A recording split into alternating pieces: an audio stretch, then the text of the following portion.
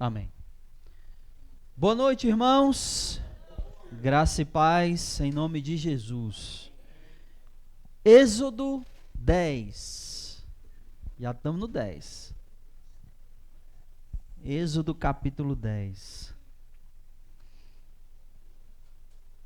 Vai mais rápido que Gênesis, né? Também, né?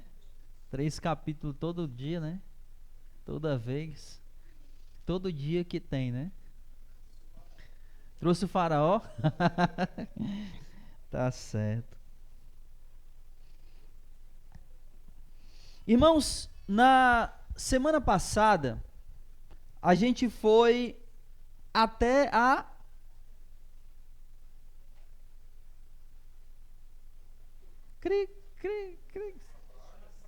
sétima praga, né?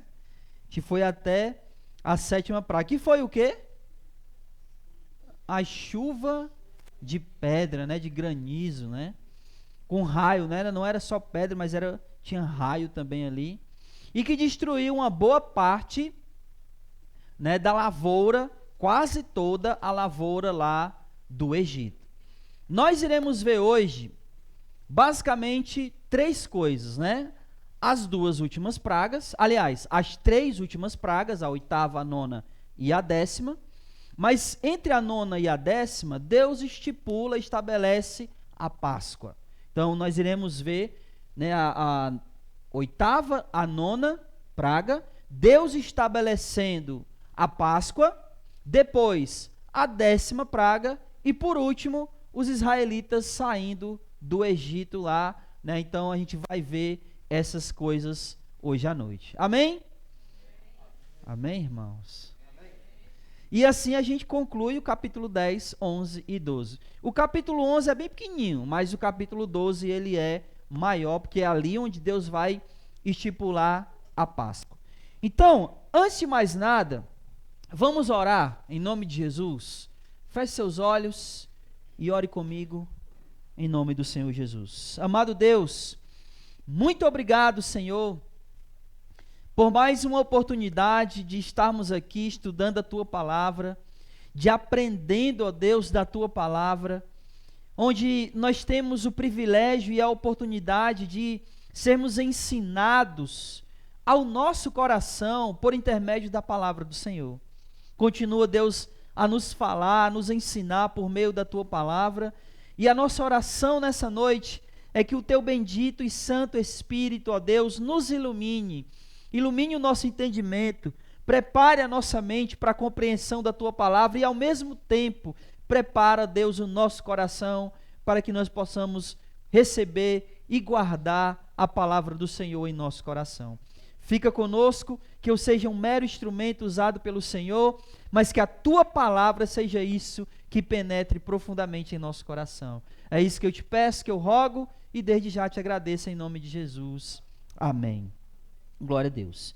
No capítulo 10, né, a gente disse, né, falou que no capítulo 9 vimos a 7ª praga. No capítulo 10, como a gente viu, né, durante as outras pragas, ou pelo menos a maioria delas, Deus, antes de mandar a praga, o que ele fazia? Ele avisava, né? Ele dava um aviso a Faraó.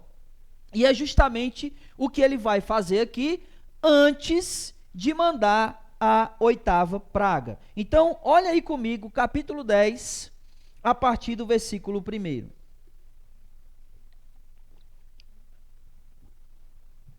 Todos abriram, acharam? Então vamos lá.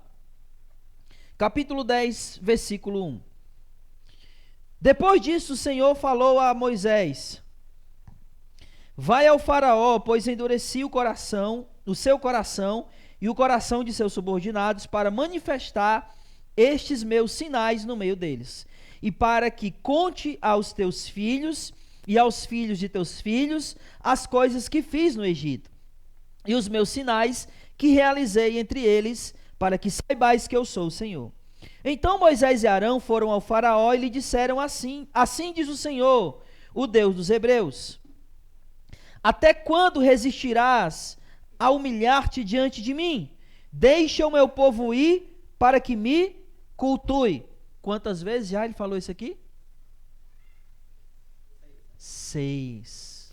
E essa é a última vez que ele vai falar isso daqui. Ele já tinha falado outras 5, né? E essa é a 6ª e última vez que ele vai dizer: deixe o meu povo ir para que me cultue. Versículo 4.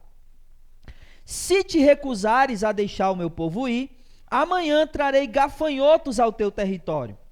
Eles cobrirão a face da terra, a ponto de não se poder ver o chão, e comerão o resto do que escapou, o que sobrou da chuva de pedras. Comerão também toda a árvore que cresce no campo. Eles encherão as tuas casas, as casas de todos os teus subordinados, as casas de todos os egípcios, como nunca viram teus pais, nem os pais de teus pais, desde o dia em que apareceram nessa terra até o dia de hoje.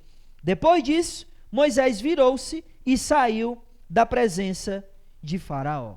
Então, irmãos, eu queria que nós víssemos aqui, nesse início aqui, nesse começo onde Deus está, digamos assim, alertando Faraó de mais uma praga que ele vai mandar. Eu queria ver aqui 3 coisas. 2 delas está aqui nesse alerta, e a outra, a terceira, ela vai estar justamente quando a 8ª praga ela vai acontecer. Então, 3 coisas eu queria ver aqui nesse começo, tá? 2 delas nesse aviso, e a outra quando ele fizer a 8ª praga. Então vamos lá, primeiramente, no início do capítulo 10, Deus está explicando o motivo pelo qual ele está aqui mandando e fazendo esses sinais. E quais são esses motivos? São 2. Quais são?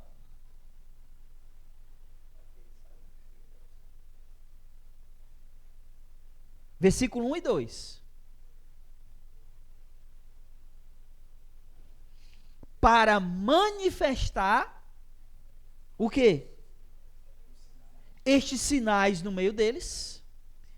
E, versículo 2, para que contes aos teus filhos e aos filhos dos teus filhos as coisas que fiz no Egito, para que saibais que eu sou o Senhor. Então, a primeira coisa que eu queria que a gente prestasse atenção é que o motivo pelo qual Deus está falando isso aqui, está fazendo tudo isso, né? É para, obviamente, libertar o povo, obviamente, para que o nome dele seja conhecido, mas também, olha qual a importância aqui que ele está dando, para que você conte, para quem? Para os teus filhos. Aquilo que o quê? O Senhor fez. Olha a importância de contar para os filhos aquilo que o Senhor tem feito. E note que ele está dizendo, para que saibais, não é só para que os egípcios saibam, é para que os filhos e os filhos dos filhos saibam quem é o Senhor. Eu lembro que na história do povo de Israel, vai aparecer uma geração, depois dessa daqui, um pouco mais lá para frente, uma geração que não conhece o Senhor. E o que acontece quando essa geração que não conhece o Senhor, ela vem? O que acontece?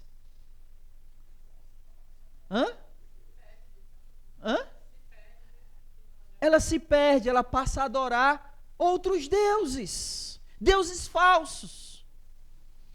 E por que isso? Porque ela não conhece o Senhor. Não conhece quem é o Senhor, não reconhecem o Senhor como Senhor, não sabem o que Ele fez. Então, em primeiro lugar, Deus está dizendo que está fazendo esses sinais aqui para que os israelitas contem para os filhos deles e para os filhos dos filhos os sinais que o Senhor realizou. Para que eles saibam quem é o Senhor. A pergunta que a gente poderia se fazer, né? Fazer a cada um de nós aqui é: a gente tem feito isso, irmãos?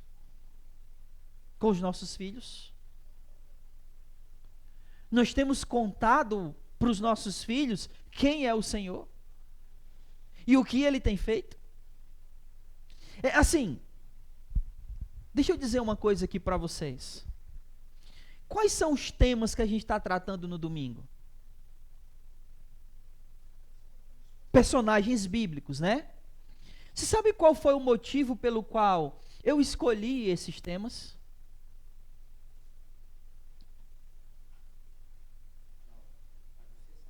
Eu sei. Mas o motivo pelo qual eu escolhi esses temas é que eu percebi que a igreja, muitos personagens do Antigo Testamento, ela não conhece. Muitos deles. E eu nem estou falando de personagens que mal são falados, como por exemplo, Otiniel, né? Você sabe quem é Otiniel? Foi falado sobre quem é Otiniel. Otiniel foi o primeiro juiz que veio da tribo de Judá. Ele foi o primeiro. Mas às vezes a gente não ouve falar dele, realmente é uma figura, né, que a gente quase não escuta falar. Mas tem outros personagens que, mesmo eles sendo conhecidos, eu percebi que a igreja não conhecia. Ou não conhecia, ou não lembrava. E aí, meus irmãos, eu fico pensando, como que a gente vai ensinar para os nossos filhos sobre o que Deus fez, se a gente mesmo não sabe? Vocês estão entendendo? É necessário que nós saibamos aquilo que o nosso Senhor fez, as obras que Ele realizou, aquilo que Ele tem feito, não só que Ele fez no passado, mas que Ele continua fazendo ainda hoje, em nossas vidas.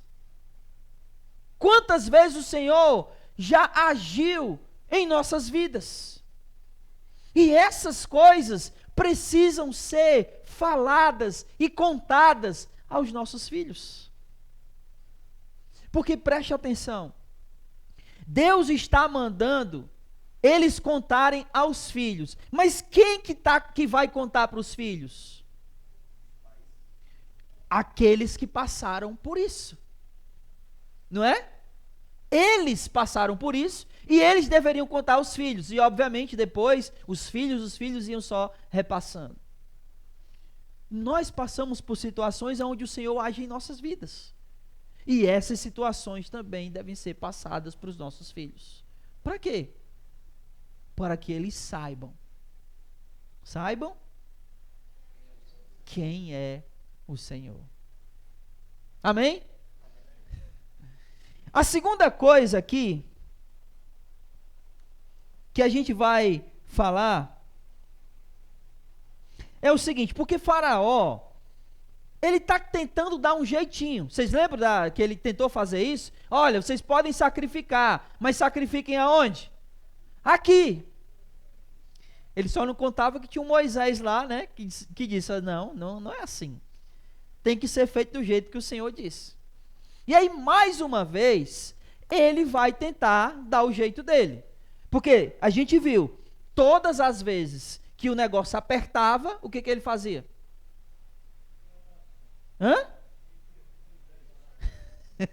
Ele chamava Moisés, né? Moisés, ora aí por mim. Estava crente, né? Era o faraó, né? Então ele sempre fazia isso. E ele vai fazer mais uma vez. Mas olhe só. Versículo 7. Então os subordinados de Faraó lhe disseram: até quando esse homem será uma armadilha para nós? Deixa aí os homens, para que eles cultuem o Senhor, seu Deus. Por acaso ainda não sabe que o Egito está destruído? Por isso Moisés e Arão foram levados outra vez ao Faraó, e ele lhes disse: ide, cultuai o Senhor vosso Deus. Mas quem irá?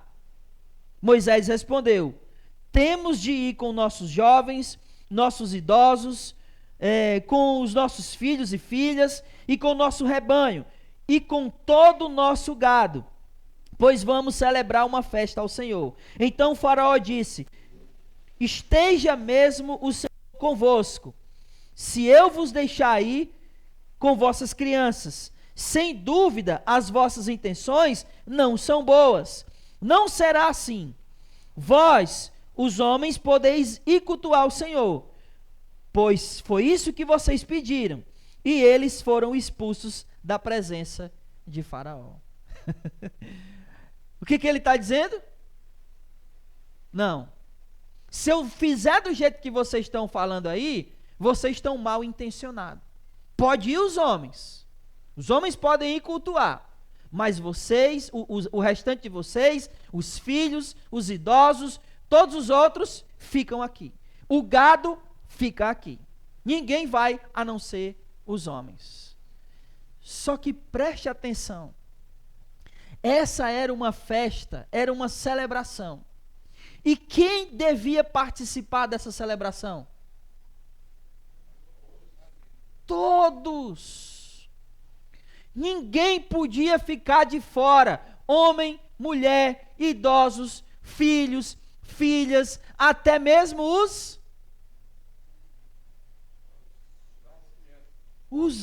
os animais, os bens. Você sabe o que Deus está falando para Israel aqui, né, pela boca de Moisés? É que quando se trata de um culto, de uma celebração a Deus, todos têm que participar. Todos têm que celebrar. E tem que celebrar com tudo que é e com tudo que tem. Não pode ser uma celebração meia boca. Não pode apenas uma parte celebrar e outra não. Todos têm que participar dessa celebração. É por isso que eu sempre falo, irmãos. Quando a gente vem para cá cultuar, o que a gente vem fazer?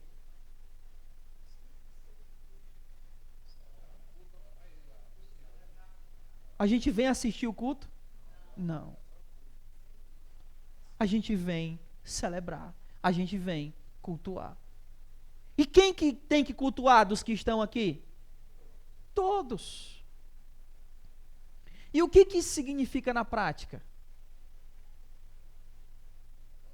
Que enquanto alguém está aqui, né, ministrando o louvor, ministrando, seja ceia, oferta, seja o que for, a gente está olhando para cima, assim.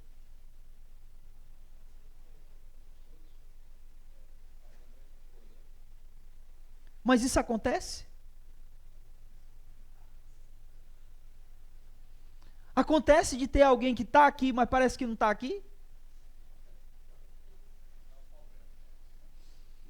Todos precisam celebrar ao Senhor. Todos. Eu acho interessante ele fazer essa distinção, né? Ó, versículo 9. Nós temos que ir com os jovens, com os idosos, com os filhos e com as filhas. A gente tem que adorar o Senhor com o que a gente é. Se é jovem, adore. Se é idoso, adore. Adorar com o que você é. Ah, mas eu estou tão cansado, né? Já estou tão velhinho. Eu não sou muito jovem para participar disso. Todos precisam celebrar e adorar o Senhor. Todos. Note que ele está dizendo aqui, olha o final do versículo 9, vamos celebrar, celebrar o quê? Uma festa. Assim, a gente, né, essa palavra festa para nós, ela meio que ficou pejorativa, né? Geralmente quando a gente fala de festa, a gente associa o quê? As festas mundanas, né?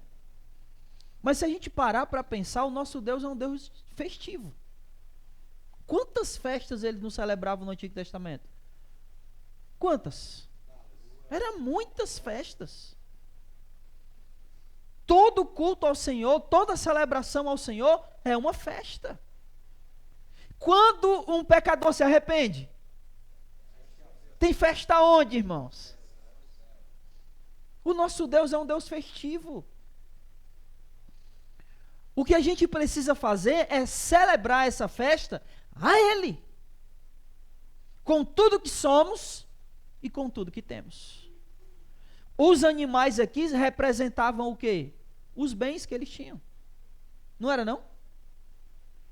E nós precisamos adorar o Senhor com os nossos bens, com aquilo que temos, assim como com aquilo que somos. Aí olha o final, versículo 10. Ele não quis, né, deixar eles irem, o faraó, porque ele disse que eles estavam mal intencionados. E aí o versículo 11, eles saem da presença dele. E aí, como eles saem da presença de faraó, sem faraó ter permitido que eles fossem, aí o que vai vir agora? Porque até agora era só o aviso da praga, né? Então o que vem agora? A praga, a 8ª praga. E essa 8ª praga é os gafanhotos. E os gafanhotos, eles vão vir para comer aquilo que sobrou da chuva de pedra. Lembra que ele falou? Então sobrou ainda algumas coisas da chuva de pedra. Agora os gafanhotos vão vir e vão arrebentar o resto do que tinha lá. Eu acho tão interessante que ele diz aqui que ficou tudo escuro de tanto gafanhoto. Não dava para ver o chão de tanto gafanhoto que tinha. Passaram sim. Assim, obviamente, eles provavelmente tinham reservas. Mas essa nova colheita, eles não tiveram, né? Morreu muita gente. Então, lá quando eles vão atravessar o Mar Vermelho, morreu muita gente, né? Uma boa parte dos egípcios morreram ali, né?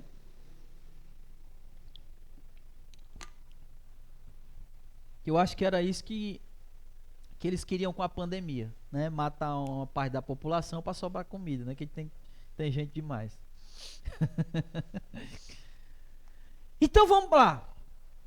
8ª praga, versículo 12. Então o Senhor disse a Moisés: quanto aos gafanhotos, estende a mão sobre a terra do Egito, para que eles venham sobre ela e comam todas as plantas da terra, tudo que a chuva de pedra deixou. Então Moisés estendeu a mão com a vara sobre a terra do Egito, e o Senhor trouxe um vento oriental sobre a terra durante todo aquele dia e toda aquela noite. E quando amanheceu, o vento oriental trouxe os gafanhotos. Assim, os gafanhotos subiram sobre toda a terra do Egito e pousaram em todo o seu território. E eram tantos como nunca houve, nem jamais haverá. Cobriram todo o país a ponto de escurecer a terra. E comeram todas as plantas da terra e todo o fruto das árvores que a chuva de pedra tinha deixado. Não restou nada verde, nem árvore, nem planta do campo, por toda a terra do Egito. Olha só, bota aí, Eve. Esse é o Deus aqui que está sendo atacado, esses dois deuses aqui, ó. O tal do Shu e Sebeque. Né? O Sebeque é o tal do Deus inseto, né? A cara dele é essa de baixo aqui, ó. É quase a mesma coisa, mas aqui está a cara dele real, que é a cara do Deus inseto. No Egito, quase tudo era considerado um deus, né? A gente viu isso com as moscas e agora a gente está vendo com mais um inseto, que é os gafanhotos. Então, mais um deus aqui está sendo atacado, está sendo destruído, está sendo aqui colocado numa situação de vergonha. Deus está envergonhando. Deus está trazendo esse Deus, que eles tinham como Deus, para oprimir os próprios egípcios. Para que, você lembra, desde o começo, o Nilo era um Deus, e o que eles sentiram sobre o Nilo? Enjoo, né? Ficaram enjoados, porque obviamente o rio Nilo ficou podre, por causa dos peixes mortos. Então, mais uma vez, Deus está atacando mais um Deus do Egito. Só que preste atenção no que eu vou lhe falar agora. Você lembra que eu disse que 3 coisas eu queria destacar? Qual foi a primeira? Nós temos que contar para os nossos filhos aquilo que o Senhor fez. para que eles saibam quem é o Senhor. A segunda, que todos devem adorar ao Senhor, sem exceção. E a terceira, eu quero que você note aqui, primeiro versículo 7. O que os homens do faraó estão dizendo para ele? Olha, deixe esses homens ir. Por quê? Olha o final do versículo 7. O que ele diz? Porque o Egito, você não sabe que o Egito está como? Em ruína, destruído. Aí olha o que nós lemos aqui no versículo 14 e 15, irmãos. O que ainda tinha no Egito, acabou. Em terceiro lugar, o que Deus está fazendo é destruir aquilo que Faraó tinha como orgulho. O restinho de orgulho que Faraó ainda tinha do Egito, se acabou agora. Se a terra do Egito, o império egípcio, o reino egípcio, era algo que trazia orgulho para Faraó, que fazia com que ele não se submetesse a Deus, agora não existe mais. O Egito está em ruínas. Porque Deus quebra todo orgulho, ou tudo aquilo que pode trazer orgulho, e impeça as pessoas de reconhecer quão grande o nosso Deus é. Toda a sua soberania, todo o seu poder, Deus quebrou tudo que poderia Faraó trazer como orgulho no seu coração. Não restou mais nada. Não tem mais nada, né? Os animais morreram. O rio Nilo apodreceu. Não é verdade? Os deuses estão sendo derrotados, mosca, rã, agora gafanhoto. E o que ainda restava, acabou. Os gafanhotos comeram. Aí você canta aquela música, né? O gafanhoto não.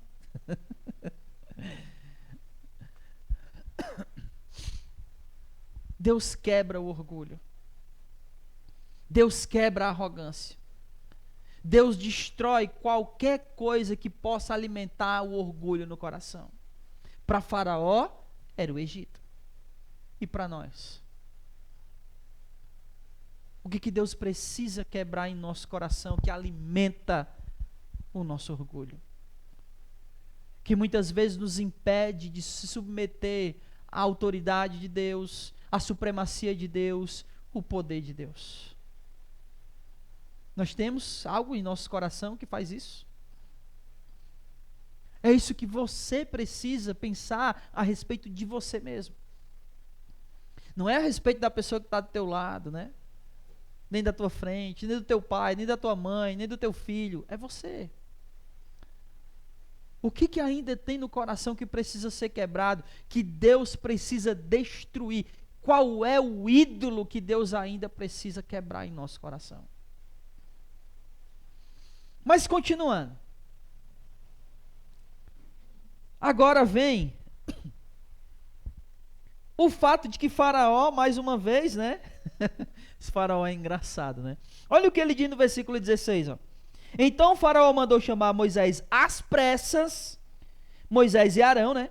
E disse: pequei contra o Senhor, vosso Deus, e contra vós. Isso é engraçado, né? Devia fazer stand-up ele, né? Pequei contra o Senhor. E sabe o que é mais interessante? É que ele diz assim, ó: pequei contra quem? Não. Contra quem? Não. Não é só Senhor. O vosso Deus. Ele não diz pequei contra o meu Deus.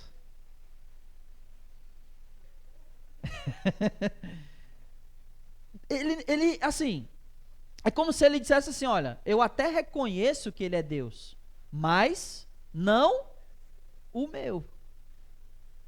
É o seu. Reconheço que ele tem poder, reconheço que tudo isso vem dele, mas é o seu Deus e não o meu. E eu pequei contra o vosso Deus. Aí olha só, 17. Agora peço, perdoai o meu pecado, somente mais dessa vez. Quem nunca, né, disse isso? Senhor, eu sei que eu fiz de novo. Só mais dessa vez, Senhor. Parece que é a gente, né, orando aqui. Só mais dessa vez. E orai ao Senhor vosso Deus para que afaste de mim esta praga. Então Moisés saiu da presença do faraó, orou ao Senhor, e o Senhor trouxe um vento ocidental fortíssimo, que levou os gafanhotos e os lançou no Mar Vermelho. Não ficou um só gafanhoto em todo o território do Egito. O Senhor, porém, endureceu o coração de Faraó, e este não deixou os israelitas ir. Agora a nona praga. A nona praga não tem aviso. Não tem aviso. Deus só vai mandar ela. E qual é essa praga? Tudo vai ficar escuro. Só vai ter luz aonde?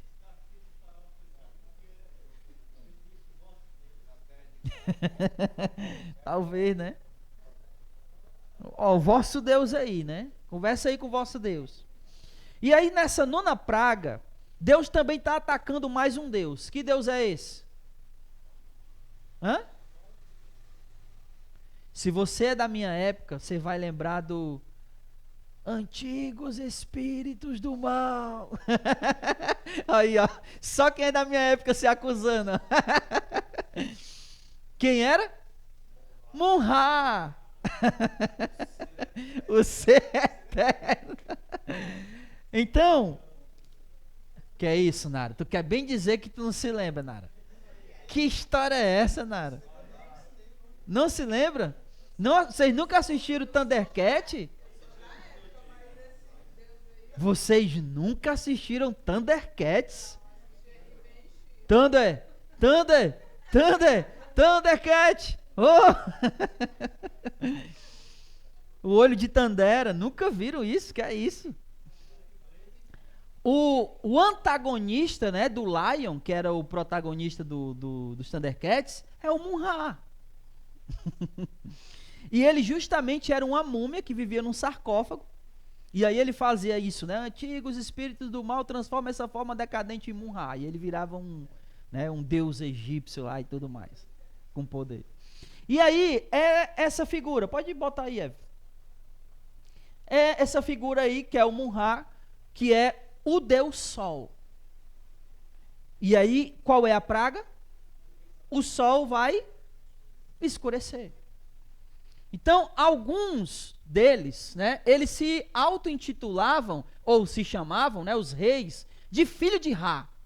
Nessa época aí de Moisés, essa entidade aí, ela era chamada de Amon, ou Amon-Ra, que era o Deus Sol. E aí Deus está atacando essa divindade chamada Amon-Ra. Para nós, o Mun-Ra.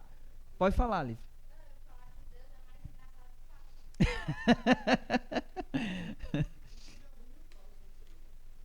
Fala de alguns deuses, né?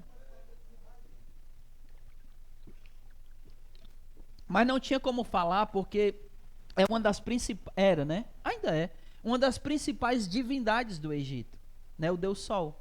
Então não tinha como não falar. Quando eu estava vendo isso aqui, eu só me lembrei do Thundercat, não tinha para onde correr, né? Se Deus quiser. E se sair, eu vou assistir. Lembrar aí da época, né? Então, esse foi o Deus que foi atacado. Então, vamos ler aqui, versículo 21. Vamos lá. Então o Senhor disse a Moisés: estende a mão para o céu, para que haja trevas sobre a terra do Egito, trevas que se possam apalpar. Olha o que ele está dizendo. Será que era escuro? Trevas que se possam apalpar. Era tão escuro que era capaz de você conseguir pegar no escuro. Trevas que se possam apalpar, Moisés estendeu a mão para o céu e houve densas trevas em toda a terra do Egito durante 3 dias. Ninguém conseguia enxergar nada. Ninguém se moveu do seu lugar durante 3 dias. Mas havia luz nas habitações de todos os israelitas. Então o faraó mandou chamar Moisés e disse: Ide, cultuai o Senhor, fique somente os vossos rebanhos, o vosso gado, mas podeis levar convosco vossas crianças. O faraó aqui é aquela pessoa que diz assim: olha, eu sei que eu estou errado, eu sei que realmente eu não fiz o que é certo, mas eu quero que seja feito como eu quero. É tipo um meio arrependimento. É uma maneira dele não dar o braço a torcer totalmente. Eu sei que eu estou errado, mas vai, e faz do jeito que eu estou dizendo. Não faz do jeito que vocês querem, não. Né? É como se fosse uma negociação, um cede, o outro cede. Ele não entendeu ainda que isso aqui não é uma negociação. Isso aqui é uma ordem. Não é esse negócio, não, eu cedo um pouquinho, tu também cede um pouquinho. Não, Deus havia determinado. O povo tem que sair para me adorar. E ele diz: não, vai, mas deixa os bichos. E aí Moisés, ele diz o seguinte: não. Olha o que ele vai dizer, ó. Não pode ficar nenhum casco. Nenhum. Sabe por quê? Porque a gente não sabe com o que nós vamos adorar. Se Deus vai pedir boi, se ele vai pedir cordeiro, se ele vai pedir bode, a gente não sabe. Então tem que levar tudo, não pode ficar nada. Por quê? Porque o que ele pedir, precisa ter lá para oferecer. E aqui, irmãos, é uma coisa muito interessante. Quem determina onde, quando e como vai ser adorado é quem? É Deus. É por isso que na adoração a gente não pode fazer tudo que a gente quer. A gente tem que fazer aquilo que o Senhor determina. A gente pode descer aqui, ó, de corda, né? De rapel, né? Fazer igual o circo de Soleil aqui? Não. Porque Deus não determinou que a adoração dele é assim. A adoração do Senhor é determinada pelo Senhor e não por nós. Ainda que o nosso coração, né, diga: olha, mas isso era tão bom ser feito por Senhor. Mas ele não determinou assim. Vamos ler. Versículo 25. Moisés, porém, disse: Tu também deves nos dar os sacrifícios e holocaustos, para que possamos oferecer sacrifício ao Senhor nosso Deus. O nosso gado também irá conosco, mas não ficará nenhum casco, pois usaremos para cultuar o Senhor nosso Deus, pois não sabemos com que cultuaremos o Senhor até chegarmos lá. O Senhor, porém, endureceu o coração de Faraó, que não permitiu que os israelitas saíssem. Então, o Faraó disse a Moisés: sai da minha presença, e toma cuidado, ainda ameaçou, né? E toma cuidado, para não veres mais o meu rosto, pois no dia em que o vires o meu rosto de novo, morrerás.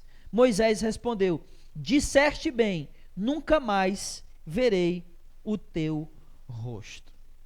E aqui, o que a gente vai ver agora no capítulo 11, pelo menos no começo, é antes de Moisés sair da presença de Faraó, tá? Então, nunca mais verei o meu rosto. Isso aqui foi o que ele disse por último. Mas o que a gente vai ver aqui no capítulo 11 é o que aconteceu antes dele sair da presença de Faraó. O Senhor disse a Moisés: trarei mais uma praga sobre o Faraó e sobre o Egito. Depois ele vos deixará partir daqui, e ao deixar ir todos, na verdade, vos expulsará. Versículo 2.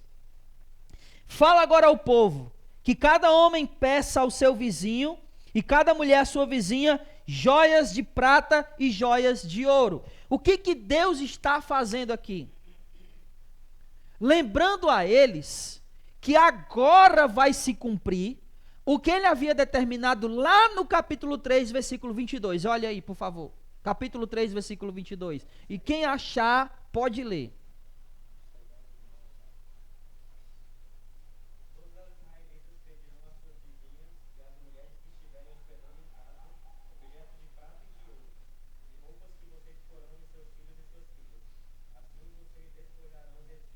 E o 21 diz o quê? Vocês não sairão de mãos vazias. O que Deus está fazendo aqui no capítulo 11, versículo 2, é justamente mostrando que aquilo que ele havia dito lá está se cumprindo. E aí ele está dizendo, agora vai e manda os homens e as mulheres pedirem aos seus vizinhos. Porque vocês não vão sair de mãos abanando. Versículo 3. O Senhor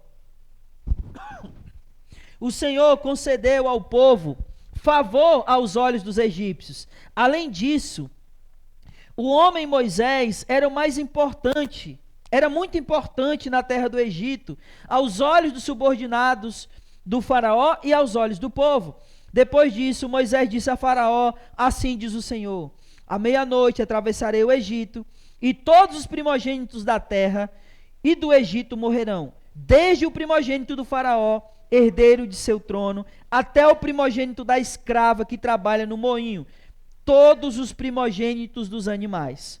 Então haverá grande clamor em toda a terra do Egito, como nunca houve, nem jamais haverá, mas contra os israelitas, nem mesmo um cão latirá, moverá sua língua, né, em algumas versões aí.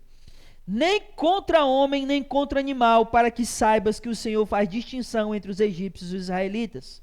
Então todos esses teus subordinados virão a mim e se inclinarão diante de mim, dizendo, vai embora, tu e todo o povo que te segue. Depois disso sairei. E Moisés saiu furioso da presença do faraó. O Senhor havia falado a Moisés, o faraó não vos ouvirá, para que as minhas maravilhas se multipliquem na terra do Egito. Moisés e Arão fizeram todas essas maravilhas diante do faraó, mas o Senhor endureceu o coração de Faraó, que não deixou os israelitas saírem da terra. Então, irmãos, Deus está dando o aviso mais uma vez, e esse é o último. É o último aviso aqui. É por isso que Faraó disse, você não verá mais o meu rosto, disse isso para Moisés, porque se tu ver o meu rosto, você vai morrer, eu vou te matar. E Moisés disse, você falou bem, eu não verei mais o teu rosto. E aí quando ele sai da presença dele, mais uma vez, aquele coração que já era duro, Deus evidencia ainda mais essa dureza, e ele não permite que eles saiam. Eu queria destacar só uma coisa aqui, e está no versículo 3. O homem Moisés era muito importante na terra do Egito aos olhos dos subordinados do faraó e aos olhos do povo.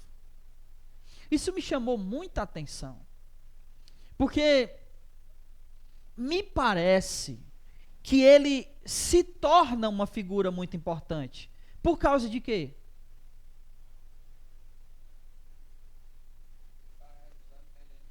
Por causa dos sinais que ele estava realizando diante de Faraó. Então agora, até os subordinados tinham respeito por ele.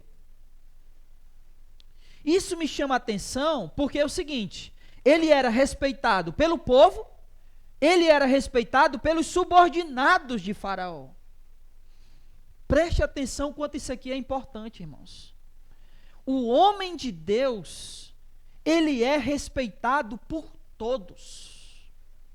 Por todos. Mas ele é respeitado não por causa dele mesmo, mas por causa daquilo que Deus faz através dele. Então o homem de Deus, ele precisa ter essa vida diante de Deus de maneira reta e santa, de maneira que todos, ao olharem para ele, o respeitem. Seja o povo, sejam os subordinados de Faraó, os líderes do Egito. Todos o respeitavam. Porque o homem de Deus precisa ser respeitado por todos. Amém? Tu vai falar, neguinha? Tu levantou a mão? Tá ajeitando a blusa, era?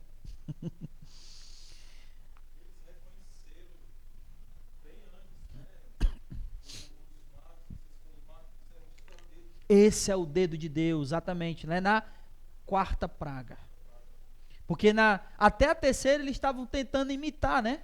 Aí quando chegou na quarta eles não conseguiram mais, se eu não me engano era a mosca, né? Aí ele diz, não, isso aí é o dedo de Deus. E aí, obviamente, eles passam a respeitar Moisés.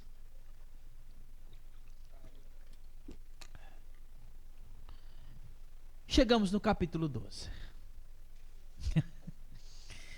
E no capítulo 12, né, irmãos, que hora é essa aí, hein? Hã? 8h30. Então tenho meia hora aqui para falar do capítulo 12. Depois da manhã é feriado. Hã? Tem. No capítulo 12, o início do capítulo 12, Deus vai instituir a Páscoa. E essa instituição da Páscoa, eu quero que a gente observe aqui 4 detalhezinhos importantes que apontam para Jesus. 4 detalhes importantes que apontam para Jesus. Então, vamos lá, vamos ler aqui. Vamos ler do versículo 1 ao 6, que é o primeiro detalhe aqui. O Senhor falou a Moisés e a Arão na terra do Egito: este mês será para vós o princípio dos meses, será o primeiro mês do ano. E é o mês onde se comemorava a Páscoa. Então, para o judeu, o ano começa com a comemoração da Páscoa, né? Eles faziam um ritual chamado Yom Kippur, em dezembro, no final de dezembro, e no início, né, de janeiro, eu estou falando como se os meses fossem esses, tá? Então, só para a gente poder entender, que o nome dos meses eram outros, e a época também.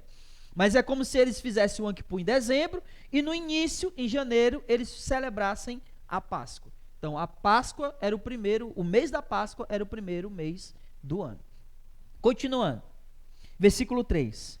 Dize a toda a comunidade de Israel: no 10º dia desse mês, cada um tomará para si um cordeiro, conforme a família dos pais, um cordeiro para cada família.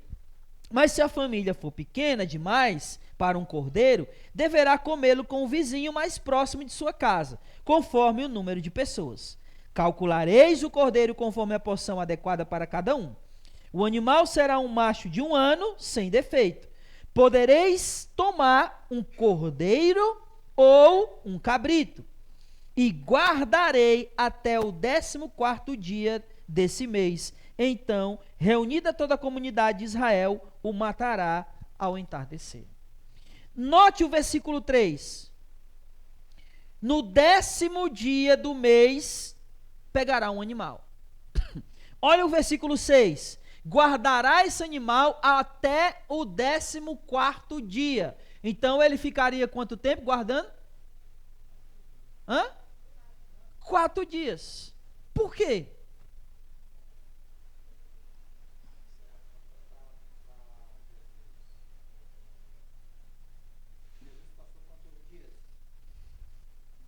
Três.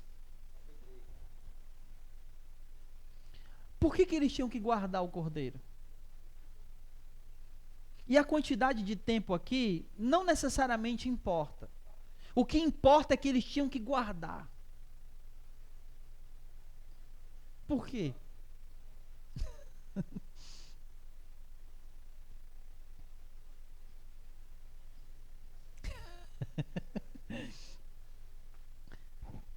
Olha que coisa maravilhosa, irmãos. Tudo isso aqui apontava para o que Deus ia fazer com Jesus, correto? Sim ou não? Esse Cordeiro de Deus, que é Jesus, estava como?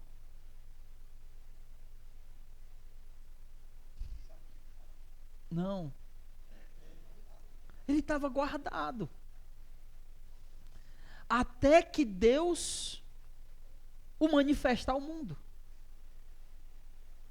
O que Deus estava fazendo aqui era mostrando o seu plano. Porque o plano de Deus sempre foi esse. O cordeiro que está guardado. Lembra o que Pedro diz? Que foi morto desde a fundação dos séculos. Não é? Como Paulo diz em 1 Coríntios 5:7, né?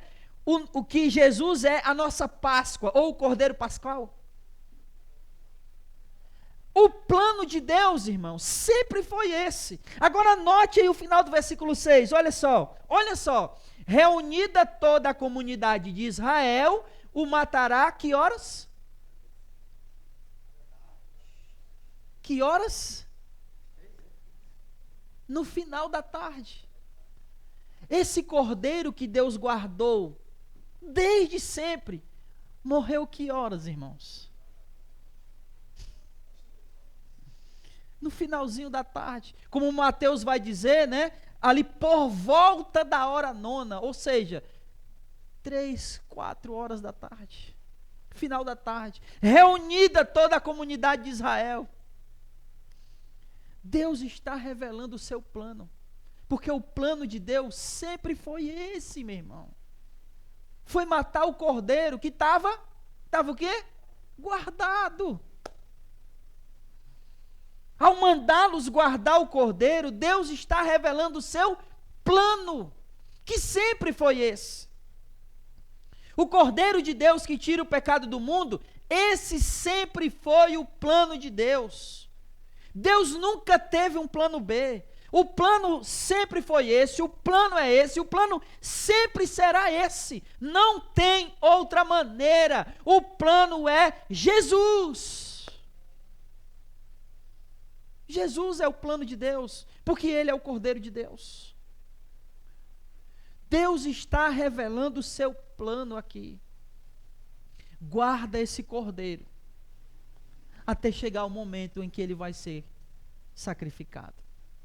Quando toda a comunidade de Israel estiver reunida, ele vai ser sacrificado ao entardecer.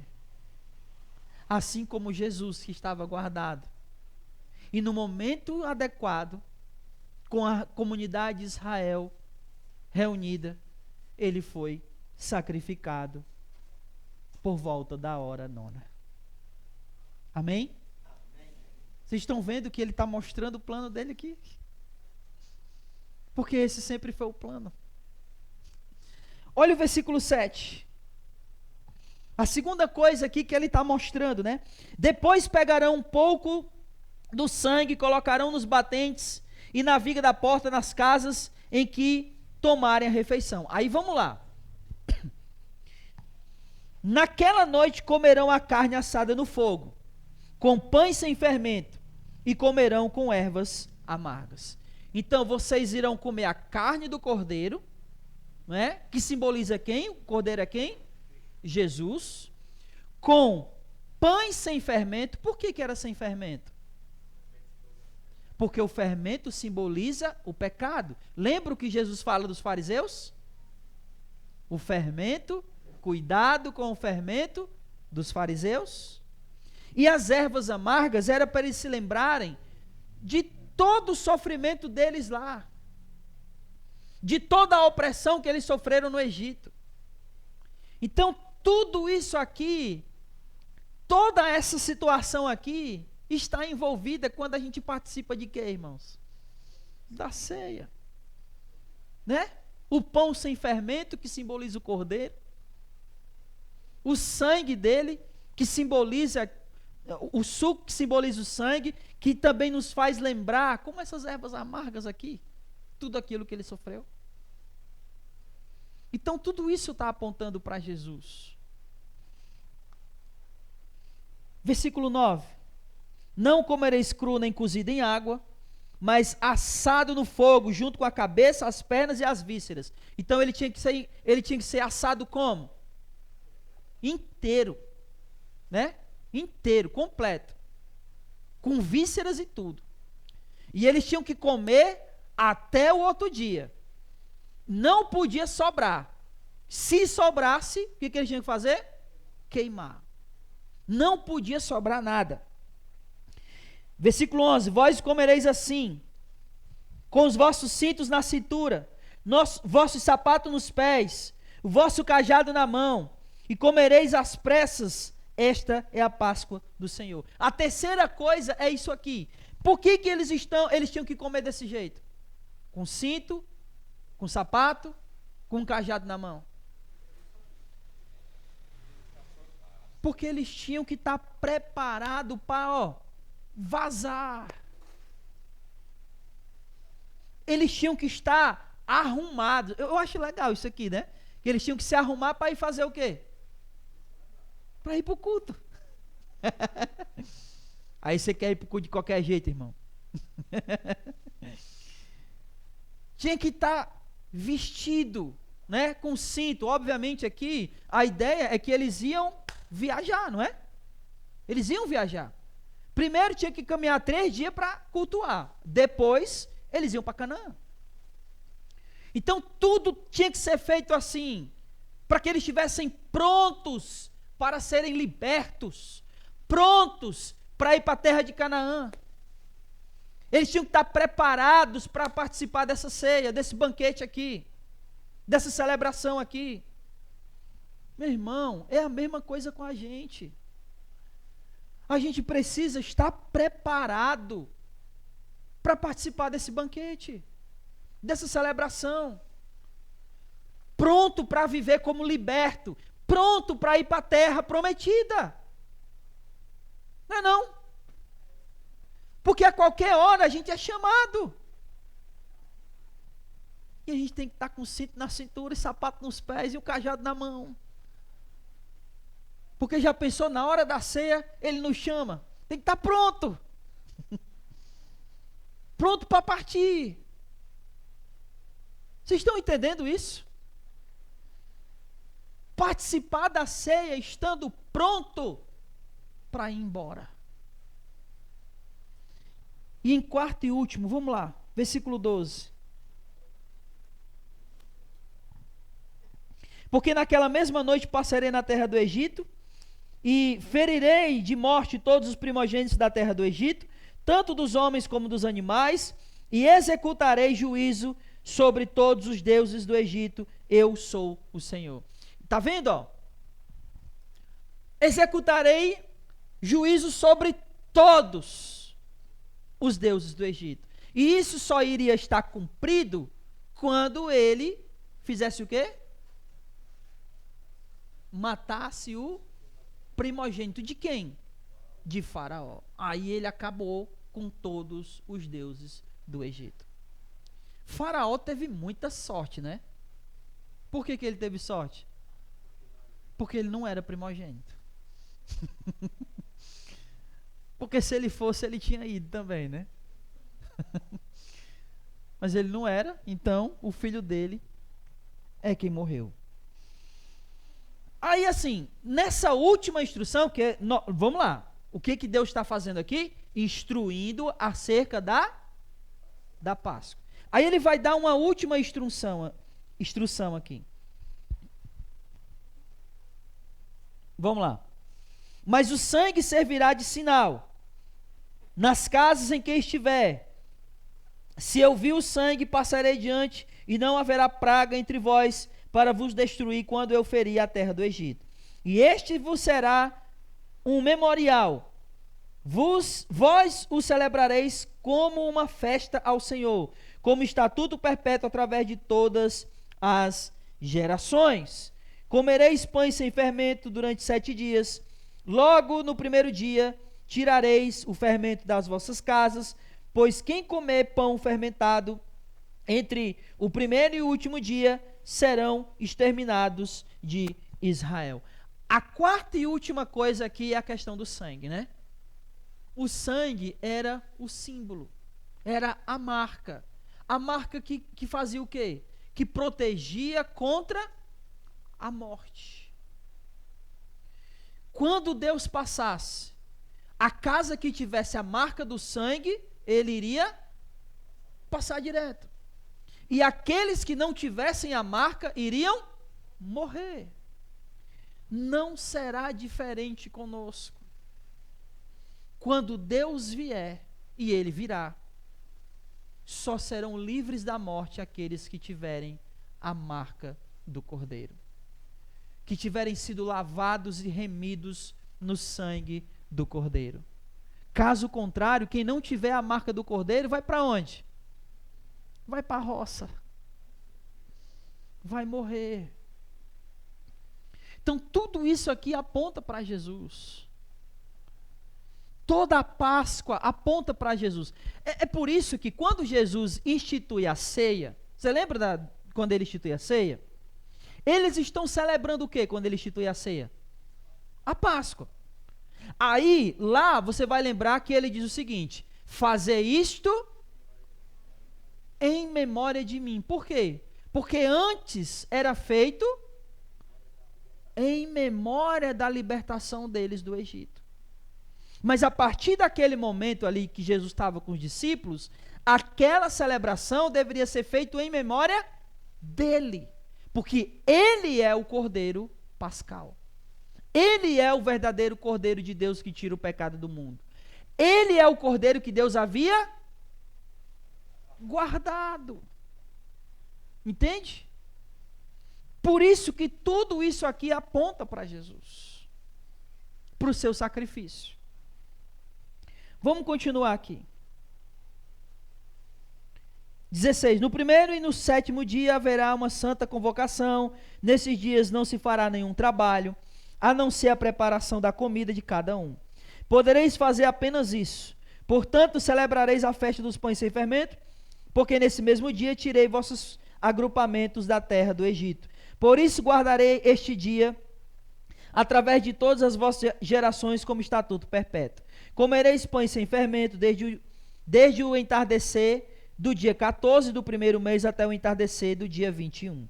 Não haja fermento algum nas vossas casas durante 7 dias, pois quem comer pão fermentado será exterminado da comunidade de Israel, tanto peregrino como natural da terra. Não comereis nada fermentado em todas as vossas habitações, comereis pães sem fermento.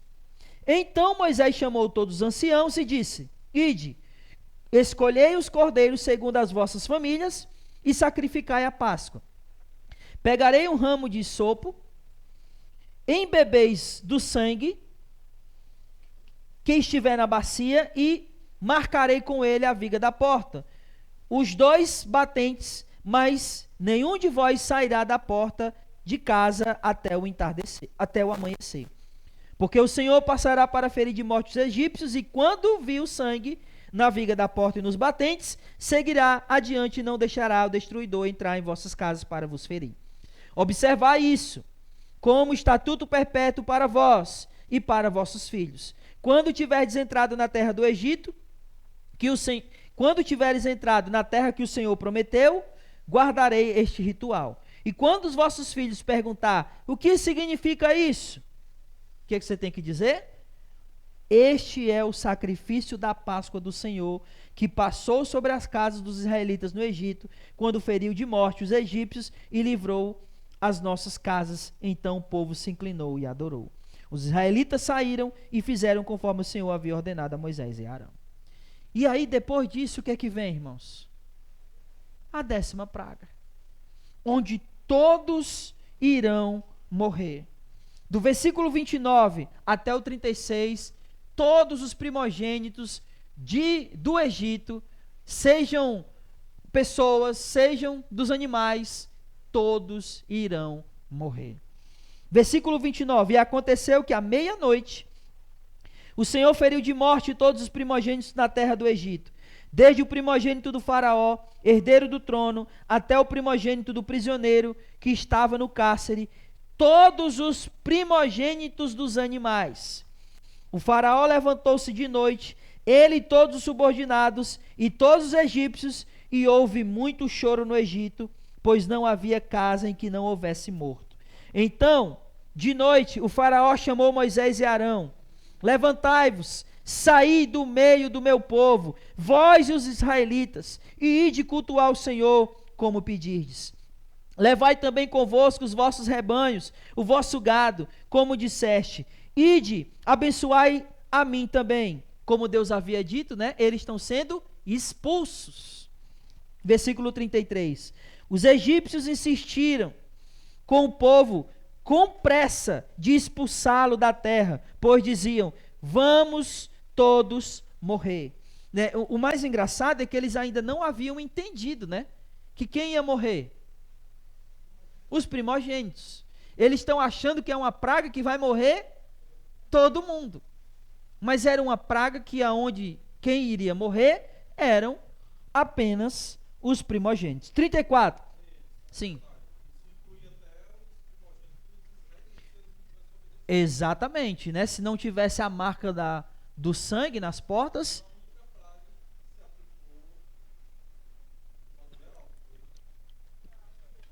Não. As 3 primeiras era geral. Só a partir da 4ª que Deus faz a distinção. Mas essa daqui, se eles não fazem o que Deus havia ordenado, iria pegar eles também, né? Versículo 35. Os israelitas, não, 34. O povo recolheu a massa antes que fermentasse, carregando as amassadeiras amarradas em suas roupas, sobre os ombros. Eles realmente saíram correndo, né? Saíram às pressas. Os israelitas fizeram conforme a palavra de Moisés e pediram aos egípcios joias, prata e ouro e roupa. O Senhor fez com que os egípcios fossem bons para com o povo, de modo que lhe davam o que pediam. Assim eles despojaram os egípcios. E assim a gente sabe que Deus derrotou o império egípcio. Porque Deus derrotou e o povo pegou o quê? Os espólios de guerra, né? Tanto joias como os animais. Do versículo 37 até o final do capítulo 12, o que vai acontecer aqui é a saída do povo. É o povo saindo. E aí, irmãos, o que saíram aqui, versículo 37, foram 600 mil homens a pé, sem contar as crianças. Eu já até fiz essa conta com vocês, né? Se ele só está contando os homens aqui, se a gente triplicar esse valor, dá mais ou menos o quê? Se a gente só triplicasse, 1.800.000 pessoas. Mas provavelmente aqui tinha algo em torno de 3 milhões de pessoas.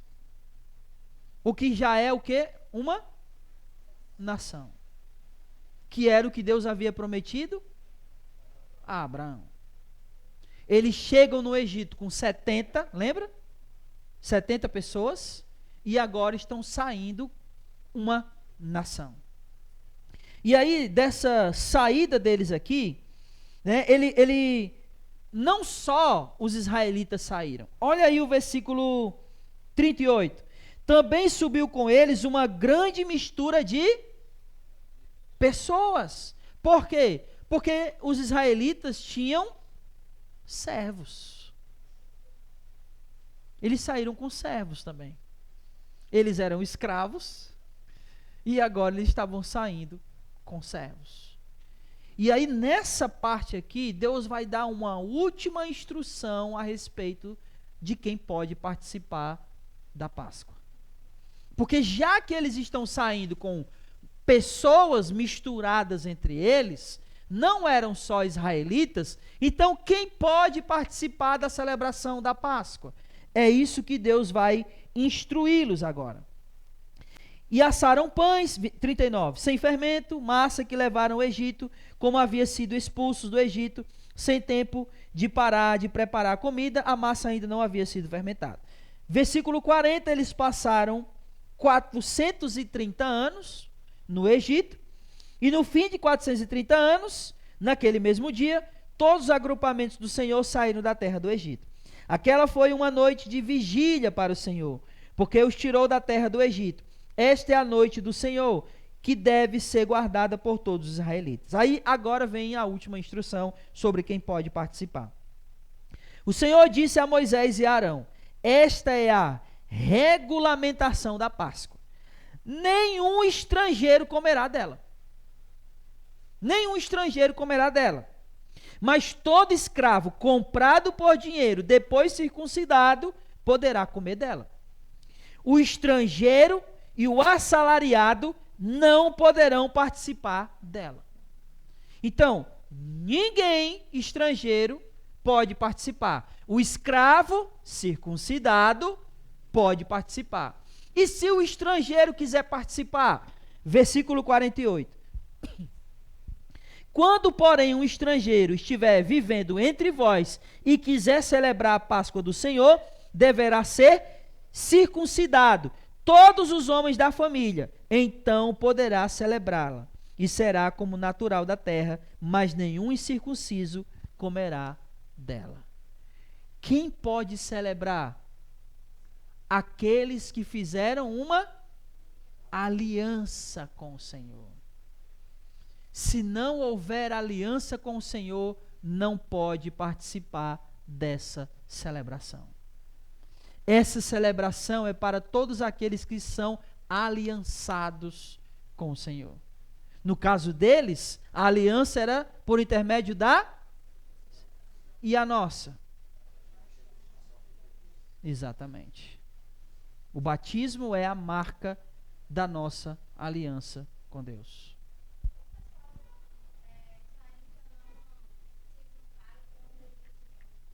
Sim, se juntaram. Ah, sim. Provavelmente sim. Só que nesse caso, o que pode ter acontecido, não estou afirmando, mas pode, é que ele se junta da seguinte maneira: os homens pegam egípcias para casar. As mulheres não podem ser dadas em casamento. Não estou dizendo que aconteceu, mas pode ter acontecido. E aí, nesse caso, elas faziam ou passariam a fazer parte do povo. A gente pode ver isso, por exemplo, com José. A esposa de José era da onde? Né?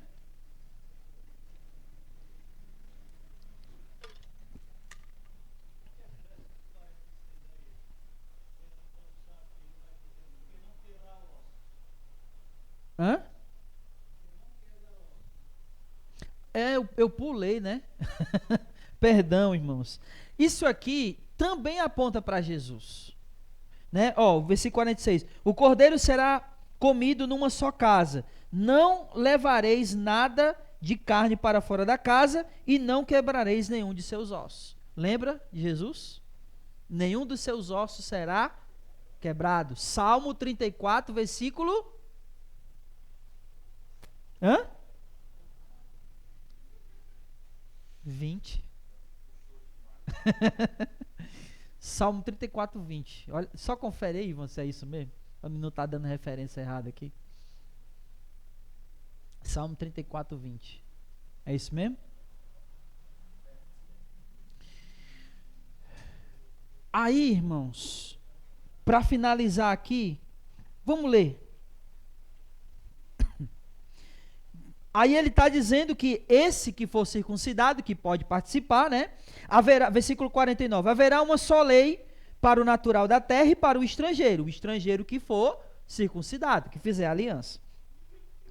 Que estiver vivendo entre vós. Assim todos os israelitas fizeram como o Senhor havia ordenado a Moisés e Arão, e naquele mesmo dia o Senhor tirou os israelitas da terra do Egito, segundo os seus agrupamentos.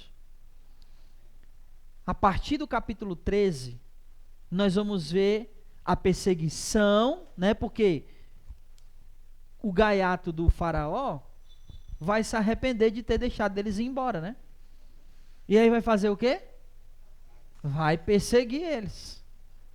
Até eles tomarem um banho lá no Mar Vermelho. Então, a partir do 13, a gente vai ver isso daí. Mas o que a gente aprendeu hoje aqui, meus irmãos? 7 coisas aqui para a gente meditar e levar para as nossas casas. 7 coisinhas aqui. Primeiro, está aparecendo ali? As gerações futuras precisam saber das obras do Senhor para conhecer e reconhecer quem Ele é. todas as gerações futuras, os filhos e os filhos dos filhos, precisam saber aquilo que o Senhor fez. 2, Deus quer que todos, sem exceção, o adorem, e adorem com tudo que são e com tudo que têm. A nossa celebração de adoração precisa ter a participação de todos. 3, o Senhor quebra tudo que corresponda ao nosso orgulho para fazer com que o ser humano reconheça a sua soberania e o seu poder. 4, o homem de Deus tem que ter o respeito de todos. 5, ali está 6, né? Mas é 5. O plano de Deus sempre foi, continua sendo Jesus, o Cordeiro Pascal.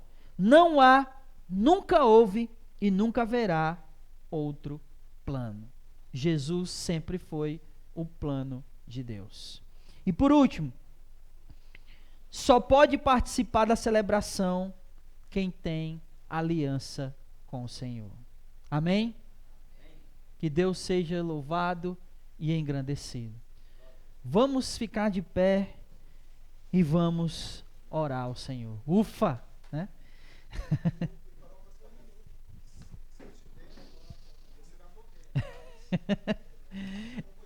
Ele não viu, né? Exatamente.